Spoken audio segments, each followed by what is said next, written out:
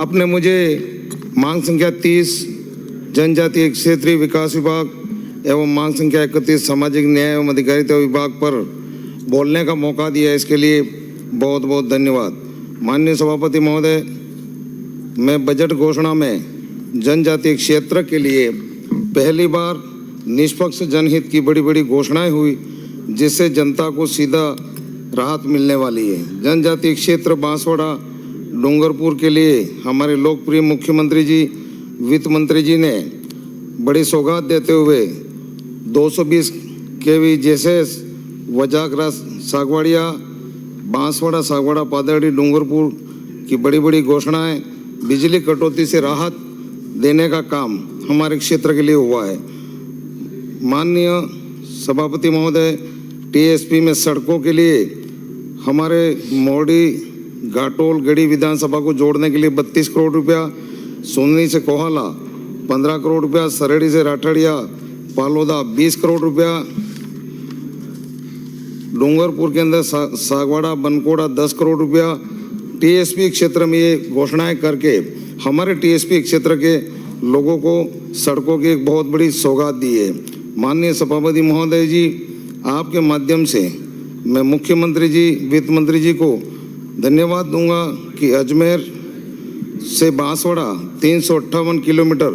जो कि greenfield expressway का जो घोषणा हुई है और इसमें हमारे क्षेत्रों को जोड़ा गया, और श्यामा प्रसाद मुखर्जी जिला उत्थान योजना सहभागिता योजना लागू करके जन सहभागिता के काम करने का एक मार्ग प्रशस्त किया है। पहले गुरु गोलकर की योजना जो चल रही थी, जिसको कांग्रेस सरकार ने आते ही उसको बंद कर दिया था। नगर पालिका प्रतापपुर में सतोरी नदी पर एनीकट सौंदर्य, बांसवाड़ा समय माता सौंदर्यकरण, ऐसे बड़ी बड़ी घोषणाएं और काम करके हमारे टीएसपी क्षेत्र में बहुत अच्छे काम आने वाले समय में होने वाले हैं। माननीय सभापति महोदय जी, मैं हमारे देश के प्रधानमंत्री जी एवं मुख्यमंत्री जी को कोटि कोटि धन्यवाद देता हूं कि जनजाति क्षेत्र के जो भी महापुरुष हुआ करते थे, जिन्होंने भारतीय जनता पार्टी की सरकार ने बजट घोषणा में लेकर के हमारे डूंगर बरंडा, डूंगरपुर, बासिया सरपोटा, बांसवाड़ा और वीर बालिका कालीबाई के नाम संग्रहालय खोलने के लिए 25 करोड़ की जो घोषणा की, वो हमारे एक ऐतिहासिक घोषणा है। परंतु मैं मंत्री महोदय जी से निवेदन करना चाहता हूँ कि उसमें हमारे शहीद नाना भाई राणा पूजा का संग्रहालय में भी नाम जोड़ना आवश्यक है।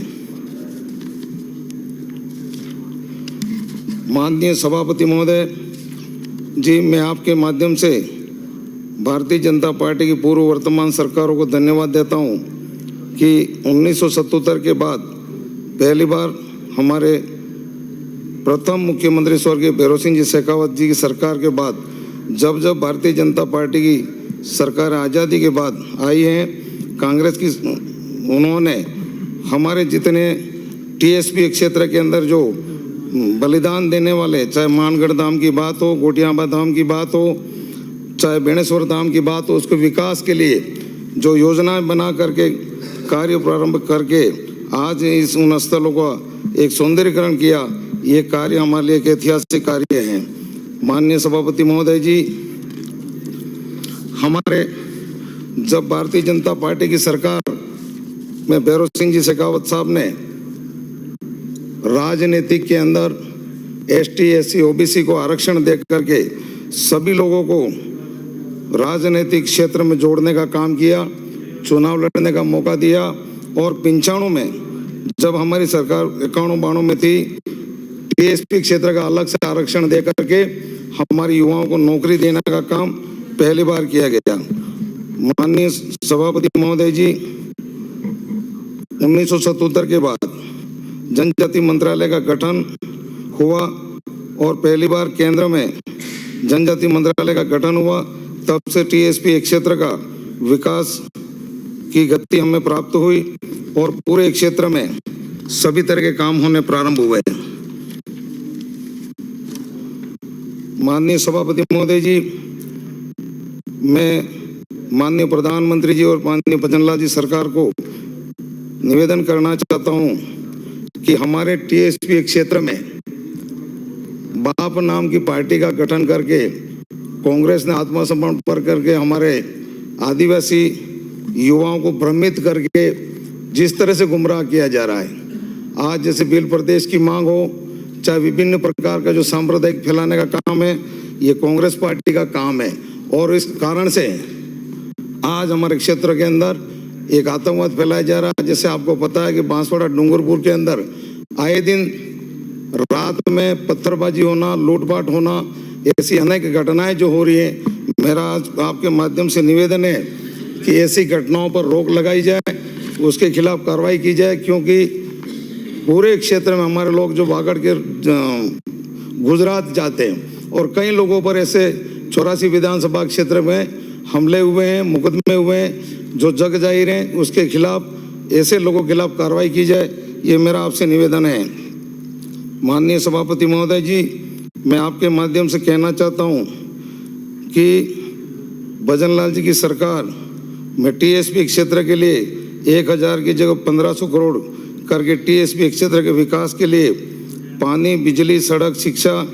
कृषि कार्य की समस्याओं के समाधान के कई कार्य जनहित में होने वाले हैं। मेरी विधानसभा गढ़ी में जनजाति बच्चों के लिए मैं माननीय मंत्री महोदय जी से निवेदन करूंगा कि 100 छात्रों के लिए आवासीय कोचिंग सेंटर भवन सहित खोलना आवश्यक है। असंचित क्षेत्रों में नदी नालों पर सौर ऊर्जा चलित सिंचाई लिफ्टों की आवश्यकता है। माननीय मंत्री महोदय जी से मेरा निवेदन है कि विद्यालयों के कक्षों का निर्माण, निकट पुलिये, गांवों को जोड़ने वाली डामरीकरण सड़कें, स्वास्थ्य चिकित्साएं, आंगनवाड़ी, माँबाड़ी आदि भवनों का निर्माण आवश्यक है। उनको प्राथमिकता के आधार पर करने का मैं निवेदन करता हूं। माननीय सभापति महोदय जी, आपके माध्यम से मंत्री महोदय से अनुरोध है कि बांसवाड़ा जिले में आदिवासियों के आस्था के केंद्र को पर्यटक हब से जोड़कर रोजगार के अवसर बढ़ाना आवश्यक है। जैसे बेणेश्वर धाम से त्रिपुरा सुंदरी शक्तिपीठ, माईडैम से घोटियांबा से मानगढ़ धाम से हरतुनिया हनुमान, गलियाकोट शीतला माता शक्तिपीठ, बोरा समुदाय का विश्व विख्यात दरगाह, खड़गदा, बेड़माता, सोमनाथ, डूंगरपुर, केसरिया जी से उदयपुर, ये जो टीएसपी क्षेत्र हमारा है उसको अगर पर्यटक हब बनाया जाता है तो हमारे क्षेत्र के युवाओं को रोजगार के अवसर प्रदान होंगे और हमारे क्षेत्र का जो दार्शनिक स्थल हैं उन स्थलों का विकास भी होगा। माननीय सभापति महोदय जी, आपके माध्यम से मैं समाज कल्याण मंत्री महोदय जी से निवेदन करना चाहता हूं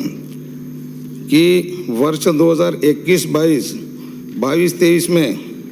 कांग्रेस की सरकार में बांसवाड़ा जिले में गरीब लोगों के नाम से फर्जी आईडी बनाकर और 15 से 20 लाख रुपया पेंशन के रूप में उठा ली गई और उसकी जांच आज दिन तक नहीं हुई, कोई कार्रवाई नहीं हुई। अधिकारी वही बैठे हुए हैं और इसके बारे में कोई किसी प्रकार की कार्रवाई नहीं हुई। मेरा आपके माध्यम से निवेदन है कि इसकी निष्पक्ष जांच करके जिन लोगों ने गरीबों की जो ये राशि उठाई उनके खिलाफ कार्रवाई की जाए, वसूली की जाए। माननीय सभापति महोदय जी, मेरा मंत्री महोदय जी से निवेदन है कि मेरी विधानसभा में छात्रावासों की मरम्मत, नवीनीकरण आवश्यक है एवं नए छात्रावास ग्राम पंचायत पनासी, बड़ी रोवाल, ग्राम पंचायत बिलोदा, ग्राम पंचायत तलवाड़ा, चिड़ियावासा, कुशलपुरा आदि स्थानों पर छात्रावास खोलने आवश्यक हैं एवं समस्त प्रकार के पेंशनों में बढ़ोतरी, बुजुर्गों के फिंगर नहीं आते हैं उसका विकल्प किया जाए। पेंशन रुकी हुई है एवं परिवार में किसी अन्य सदस्य ने कहीं बैंक से लोन ले रखा है तो उनके परिवार के लोगों के खाते सील कर दिए जाते हैं। मेरा आपसे निवेदन है कि पेंशनधारी के नाम से लोन नहीं है लेकिन परिवार में किसी अन्य का लोन होने से बैंक उनको पेंशन नहीं देती है, पेंशनधारी ज़्यादा परेशान है। तो मेरा आपसे निवेदन है कि इसके बारे में कार्रवाई कर बैंकों को पाबंद किया जाए कि इन पेंशनधारियों को समय पर भुगतान किया जाए। माननीय सभापति महोदय जी, आपने मुझे बोलने का मौका दिया, इसके लिए आपको बहुत बहुत धन्यवाद। थावरचंद मीणा।